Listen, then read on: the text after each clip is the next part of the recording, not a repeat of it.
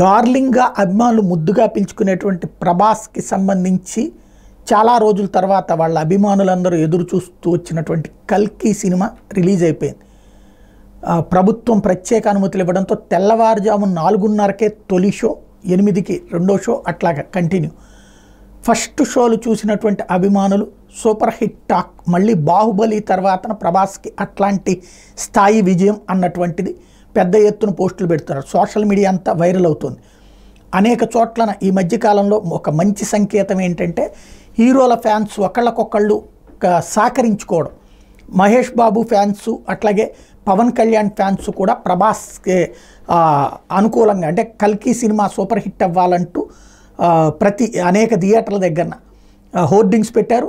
చివరికి పవన్ కళ్యాణ్ ఫ్యాన్స్ అయితే deputy CM తాలూకా అంటూ కల్కి సక్సెస్ కావాలి, సూపర్ హిట్ కావాలి, అభినందనలు అంటూ డిప్యూటీ సీఎం తాలూకా అంటూ హోర్డింగ్స్ కూడా పెట్టుకొచ్చినటువంటి పరిస్థితి. ఓవరాల్గా చూస్తే ప్రభాస్ సినిమా చాలా కాలం తర్వాత వచ్చినటువంటి కల్కి అయితే అద్భుతమైనటువంటి విజయం సాధించిందని చెప్తున్నారు. అందులో గ్రాఫిక్స్ చాలా అద్భుతంగా సాగింది, సెకండ్ హాఫ్ మరింత అద్భుతంగా సాగిందని చెప్తున్నారు.